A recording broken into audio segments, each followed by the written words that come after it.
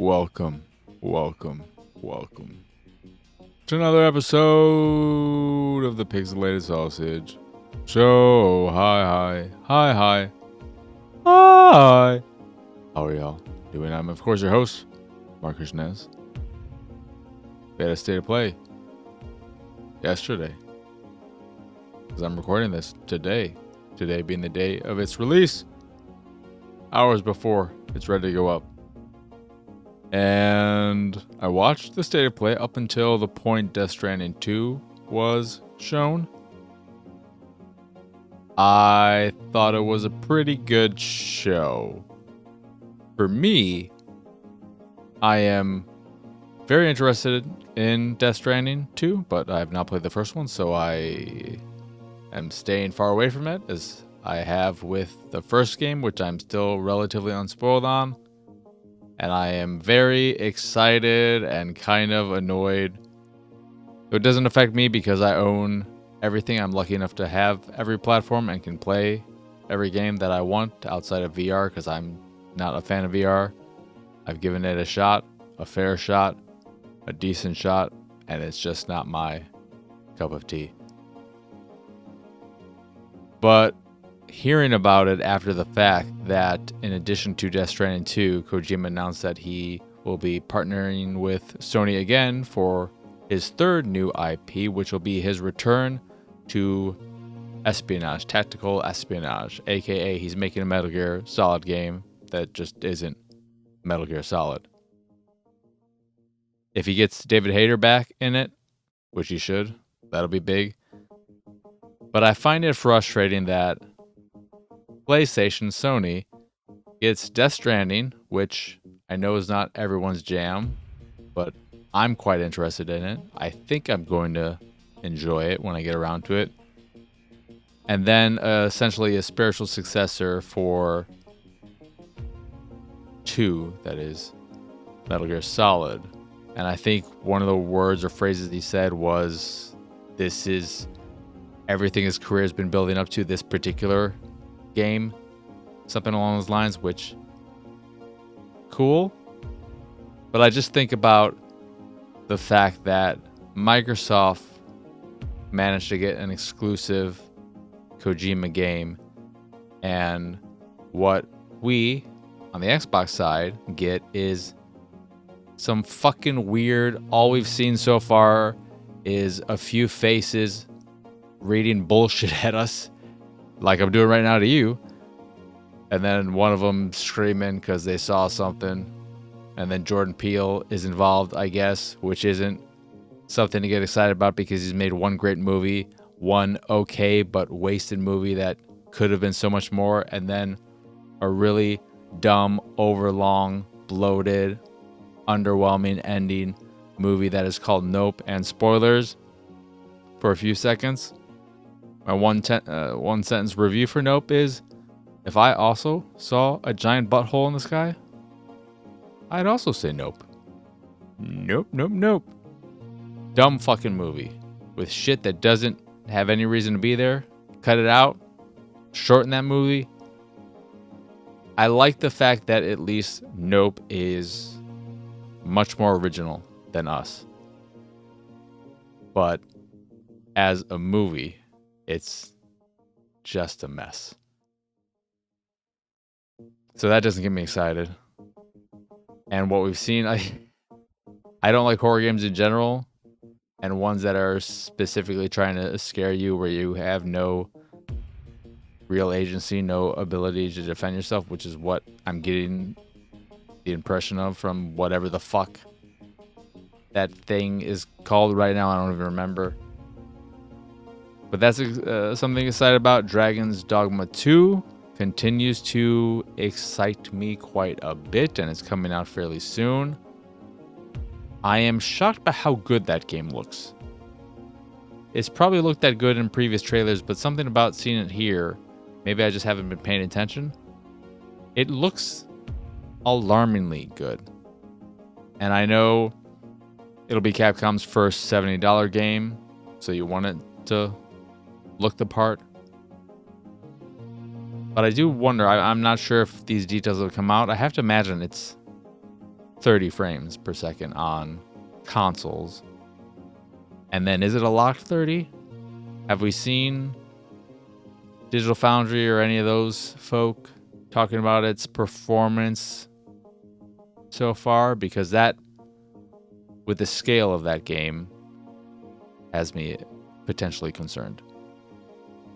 And then I thought V Rising looked quite good and up my alley.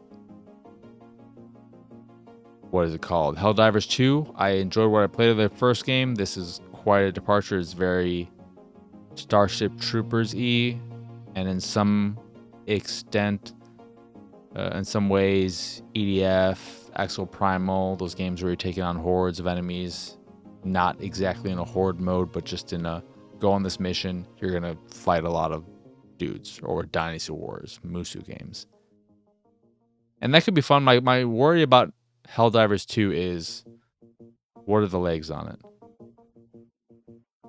If I play, which I'm not going to play it anytime soon, but whenever I get around to it, is it something that I'm going to want to put a lot of time into, or am I going to play it for a few hours, feel like I get the general idea, and then be done with it? Because I'm not going to play it with people. I don't know any people to play online with, so that ain't happening. And then is there anything else that I could think of? The Metro VR game could be good. Possibly PSVR 2's answer to Half-Life Alyx, even though Metro is not the same in terms of its franchise recognizability or the substantial nature of it. But it looks good visually. And I thought it was weird because they only show 2 VR games. I found it weird to start with Metro and then move to this very, very, very, very ugly, looks fun, but a very, very, very ugly VR game with fantasy elements, fighting skeletons and shit like that. But the combat looked fun. It looks like it could be a very fun game, but you go from this high fidelity Metro VR game to this first gen looking VR fantasy thing. It was a significant drop in visual fidelity, visual quality. Outside of those that I've mentioned so far, Stellar Blade, whatever, I don't care. Rise of the Ronin, I think it's called. I did not realize how Assassin's Creed that game was, but my god, is it Assassin's Creed-y. That could be fun.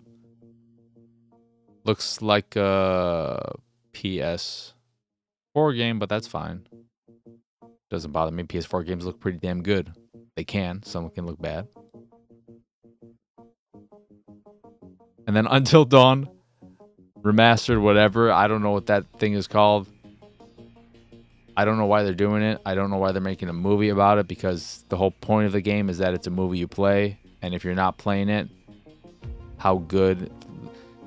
It's not even a good movie. If you look at Until Dawn and you remove the interactive elements and just take it as a movie, the original, when it came out, when you played it, I don't think a lot of people would say that's an amazing horror movie. They would say that's some pretty mid shit. But the joy is you're in control. So I don't understand that. But whatever, horror movies are cheap to make, tend to make money, so it makes sense in that regard. However, this remaster, whatever, built from the ground up, it said, maybe I'm just not remembering what the original looked like. But I thought, I was expecting way more of a graphical jump. I was expecting borderline real life looking models. But that shit did not impress. I think that's it. That's worth mentioning that I can remember, because I don't want to just sit here trying to think of what else was shown. But I'm doing it right now, if you can't tell. I'm trying to think of what was in that leak. Foam Stars, I think, was shown. Whoop-de, I don't know. Whoop-de-doo, I don't care. But yeah, state of play, pretty solid overall. I don't understand why, or it's not a good idea, I think, and I would assume most would agree with, for Dragon's Dogma 2 and Rise of the Ronin to both come out on the same day, which I believe was March 22nd, 2024. Those games, in particular, seem like they are speaking to the same audience. So they'll just cannibalize each other and... I guess Dragon's Dogma 2 has the benefit of being multi-platform. But I'm curious how that'll play out. I feel like the excitement is more behind Dragon's Dogma 2 at this point than Rise of the Ronin. It is for me, at least. But yeah, that was the PlayStation State of Play. And that's it. In terms of all that, we'll get on to what I've been playing, of course. I've been watching some stuff. I checked out Oppenheimer. It was okay. Solid 6 out of 10 type of movie. Biggest or highest praise I can give it is that at 3 hours, never dragged. But I don't understand the praise for Robert Downey Jr. If anyone in the movie stood out to me as a performance or as giving a performance that I thought was quite good, it would be Emily Blunt. And then some of the stuff he did with aspect ratio in certain scenes, I did not understand. There was something at the base where I think it was full widescreen when they were talking, the two characters were talking, but then when they were watching the truck leave, it went to super widescreen, whatever it is. And I thought to myself, I don't understand switching here, but I'm no filmmaker. The other point I want to make was all the practical effects. I'm sure there are plenty of actual visual effects too, and all that. And despite what Nolan would say or whatever, the way he handled showing the bomb and everything did not work for me. It was not effective. This bomb is supposed to be this super powerful thing, and I felt none of that. I didn't get any sense of that from the way he decided to portray the bomb in any of the instances. But a perfectly fine movie. Anywho, let's get on to what I've been playing. I've got 5 games for this here episode, including Turnip Boy Robs a Bank, Knight vs. Giant, The Broken Excalibur, Filthy Animals Heist Simulator, Hidden Through Time 2, Myths and Magic, and then Turret Rampage. And we're going to start with Turnip Boy Robs a Bank. So this is a roguelite where you play as Turnip Boy and you have to rob this bank, which is constantly changing with every run. So you're going through elevators that will randomly take you to different floors, different areas, while interacting with a lot of different characters who will give you quests that will allow you to get items that might help you with certain things. You're finding items, you are defeating bosses, purchasing things that will help you progress further. So you are constantly making little bits of progress with each run, whether that be through discovering items, discovering things, or earning currency that you use to buy items that allow you to progress. Very traditional stuff. The gameplay feels like you can use melee or a gun, twin stick shooter style, and it feels very reminiscent of how I remember specifically Enter the Gungeon feeling, and even has that same type of pixel aesthetic. Looks very nice. A lot of charm to it. when you're going on these runs, you can shoot enemies that'll be outlined in red. Green characters, green outline characters, you can shake them to get some of their money. There will be items you can steal that are under glass, safes that you can crack when you have the right item, so on and so forth. Pretty fun, not super challenging so far. However, I don't think it's required. It's not taking away from my enjoyment of it, because this is the game that I'm having the most fun playing of all the games. But it's very clear story-wise, character-wise, that the game, it even says when you first start your run, boot up the game. Have you played the first game, which I think was called Turnip Boy something tax diversion? It recommends playing that first. It says you should probably play that first, but you don't have to. And you don't have to. But it's clear through what I've read of the story and from all the characters talking to me that there are a lot of winks and nudges at the first game, talking about things that I'm assuming happened in the first game, talking about characters who were in the first game. You're running into characters who I think you had some kind of relationship with in the first game. And so I do feel like I am missing out in that particular regard, where it feels like I've been invited to a club or something I'm not super familiar with, like comic books, DC comic books.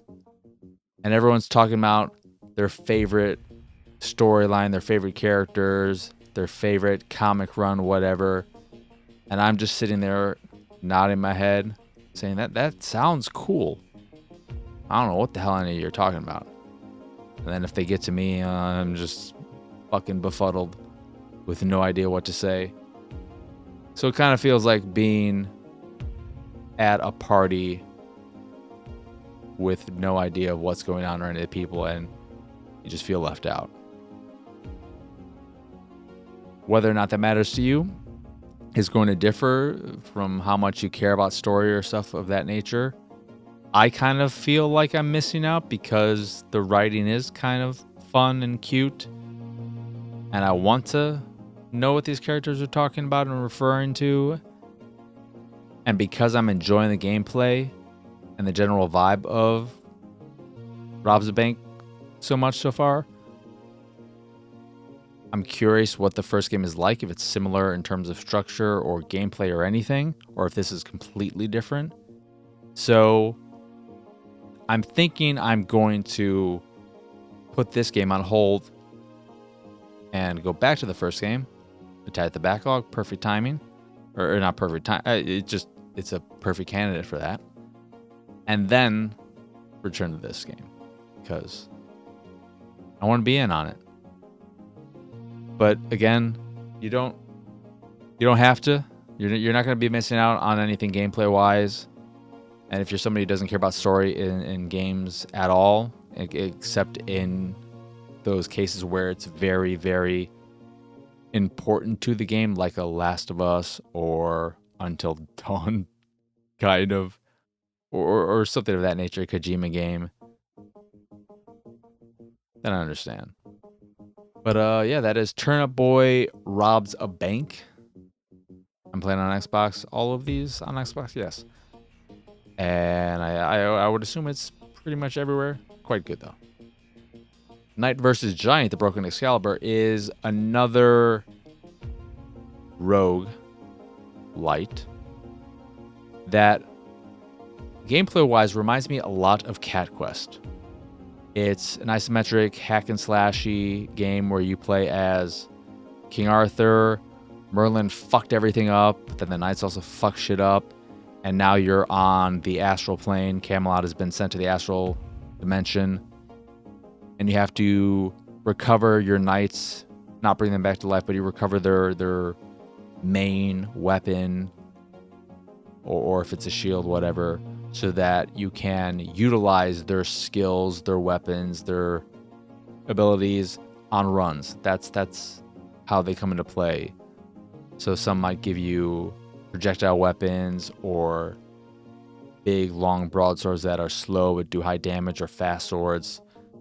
Give you skills that will bring down lightning or give you a little ray of energy that'll block enemies for a period of time or shoot out a shockwave.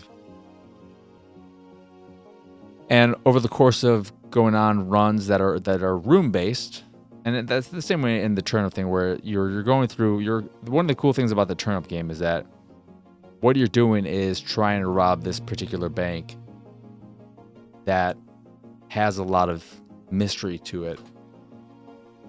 And so things are changing while elements are staying the same. But in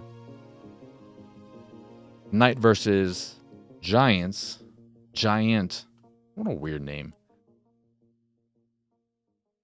You are doing it in a very traditional room-based type of thing where you get into a room, locks you out when enemies pop up, defeat all the enemies, it opens up.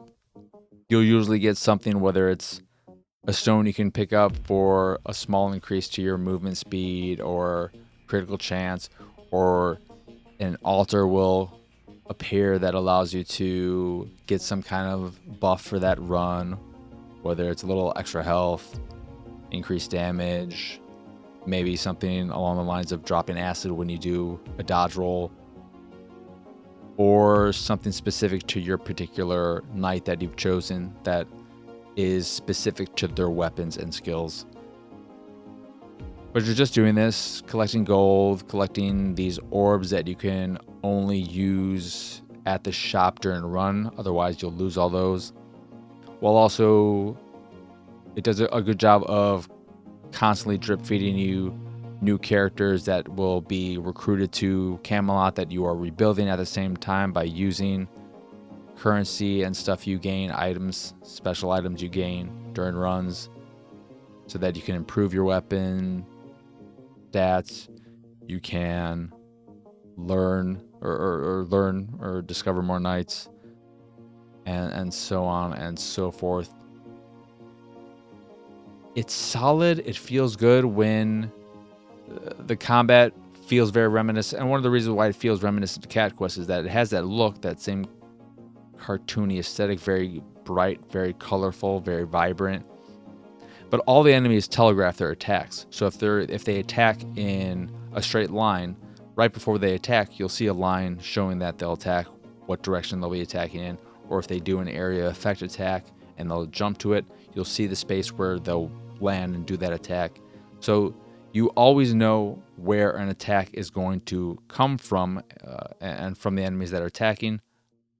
Regular enemies, you can cancel their attacks with the final attack of your combo with your main weapon. I just freaking flew up my little whatever hoodie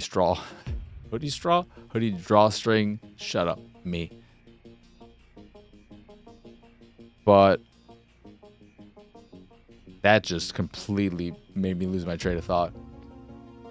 But that's why it feels very Cat Questy. It has the same look. It has the enemies telegraphing their attacks. And it's solid. But one, it's super fucking talky. I eventually just started skipping it because I don't think the writing is particularly funny or interesting. And there's just so fucking much of it that I eventually got sick of reading it and just skipped it all. But also, as solid as it all is, and it's nice too that you can teleport to any room you've been into and cleared. That's convenient. It's very, you're never surprised by a boss room or anything like that, so it's pretty accessible. It's just kind of boring in the sense that in my playing it so far, a few hours, there doesn't seem to be a fresh idea in it. It's well made for sure, but there's nothing about it that I look at and think, this is something unique to you. This is what you're bringing to the table. And there's nothing wrong with that. I'm enjoying it again. But it does make it hard to say want to play it over Turnip Boy or something else that's in my backlog that will give me a more unique experience. This is something great if you just want a casual thing to drop in, do a run here and there when listening to a podcast or something along those lines. This is the kind of game that if I were a handheld player, had a regular commute, this would be great for that. On the train, play a bit of this, not really caring about the story or any of that stuff, just getting in some solid fun. Perfect for that. But I'm going to sit down and devote time at home to play a game. It wouldn't be at the top of my list. But a solid game. If you like these types of games, definitely worth checking out. That is again Knight versus Giant, the Broken Excalibur. Next is Filthy Animals Heist Simulator, which is gameplay-wise in the same vein as stuff like most recently Party Animals, but Gang Beasts, Human Fall Flat, and any of those games that is very physics-based where you're moving the character around and they're very wobbly, and part of the fun is seeing them slip and fall and do silly things because their bones are very loose. You interact with objects by grabbing them, and then you just kind of dragging them along, and you could fling them and run into other objects and trip and knock over your friends or enemies. So that's what it's got going for it gameplay wise. And it's a heist game where you can play it by yourself or with up to 3 other players. So 1 to 4 player heist in. There are 9 heists that I could see. However, I think this type of game is no fun solo, because the fun of these games is very much so in the playing with others and seeing stupid things happen to them, having stupid things happen to the collective, and just being able to share the experience of the nonsense that happens in these types of games. Playing them by yourself, for me, is a very not rewarding experience. And what I found especially frustrating, so part of the, so what you're doing is you're going on these heists, you have certain objectives, and you want to get through these areas and reach the end of the level to escape by this dude who brought you back to life. Weird story, not funny. I didn't find it funny at all. Like the art, it's pleasant. It's pleasant. But you go through these heists, cracking some safes, which you just punch everything. You punch certain objects to open them up. In some cases, there might be a door blocking your way that you need an axe for. You find the axe in the level, use it to destroy the area. There'll be enemies who are hostile to you if they notice you doing no good. And if you happen to die, you can roll yourself to a toilet and plop in there, bring yourself back to life.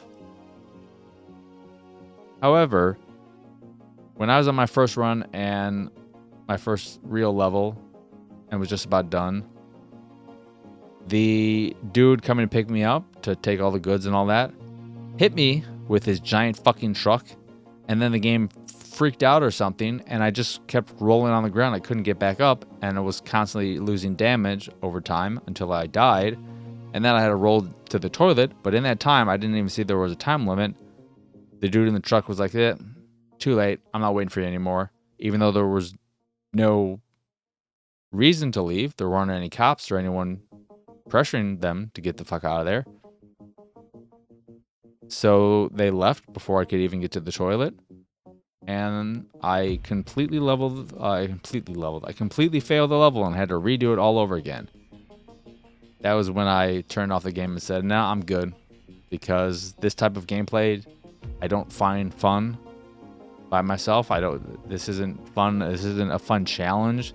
I don't think those types of games are challenging in a way that I want to get better at them. They're frustrating to control in a way that it's fun to have other people to play with who also have to endure the nonsense and the garbage controls that you're playing with.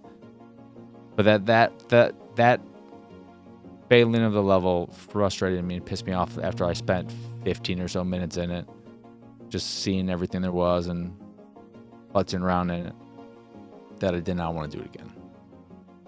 That's Filthy Animals. If you have a regular group you play games of this ilk with, you can check it out. I think it's on Game Pass.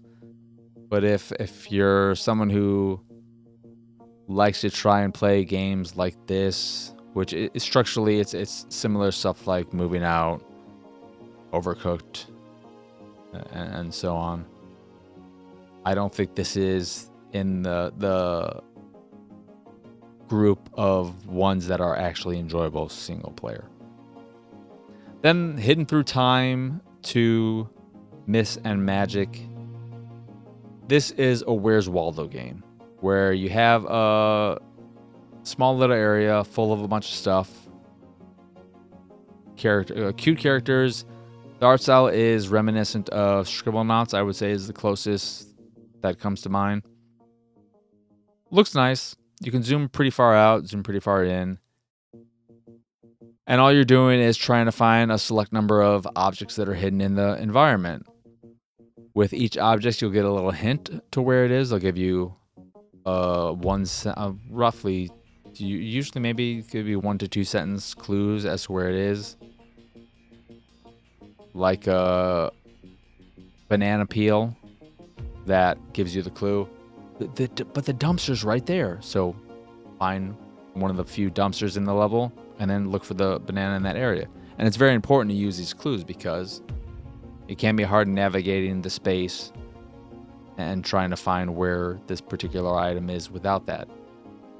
The big change from the first game to the second game is that now each level has 2 different modes. That could be daylight, daytime and nighttime, or summer and winter, and you can switch between these 2 on the fly. There's a few second transition, and some objects will only be able to be found in one time, one mode, or the other, and then some can be found in any of them. There's also a specific, I think, gas can special hidden object in all the levels. And you have 4 different themed areas. One is 80s themed, one is, I think, fantasy themed. I forget the other 2. But it's fine. I find that sometimes the clues don't help that much, and then it becomes frustrating because you're so focused on the clue that it can be frustrating at times trying to find these objects. But more so than that, I just think while the game has a lot going on in it, and like the first game, there is a creator mode, which I think I would find the most enjoyment out of, though I remember I don't know if truly creative works were at the top of the list in the first game or if they were all achievement-based ones. That's what I remember from the first game, is a lot of levels that were designed for collecting achievements. But I like that is in there.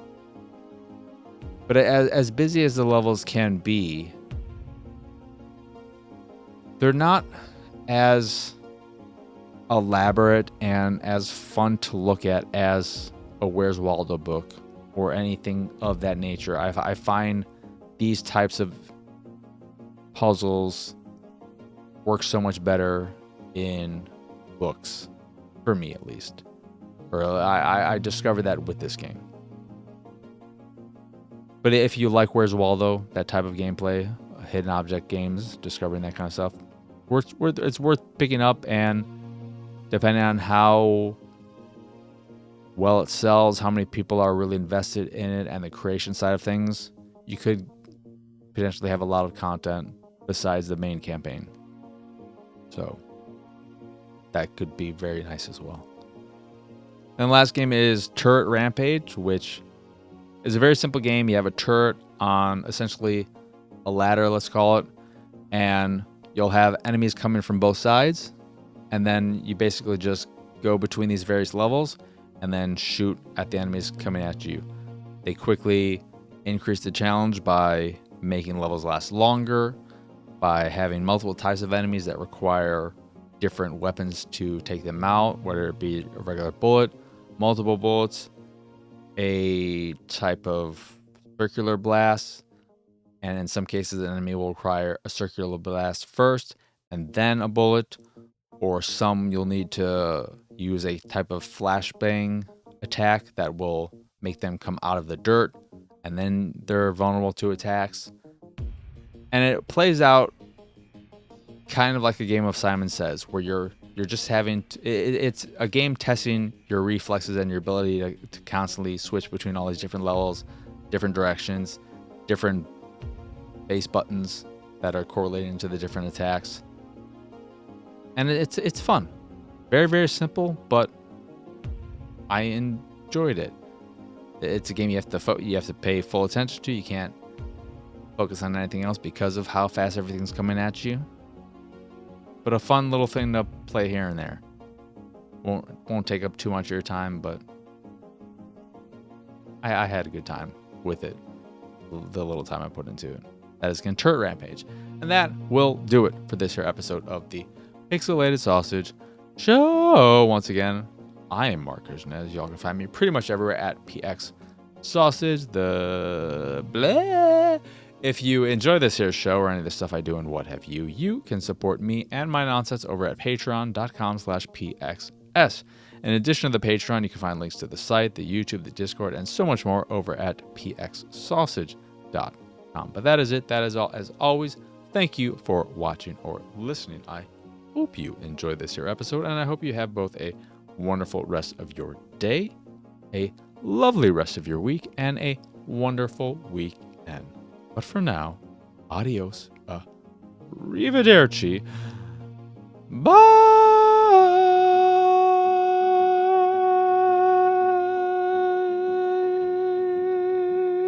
I don't know if I want to keep growing my hair out, but I think I'm going to try growing my beard out again for real this time.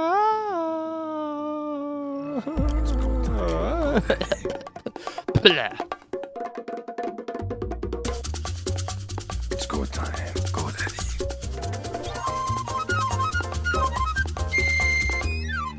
It's go time.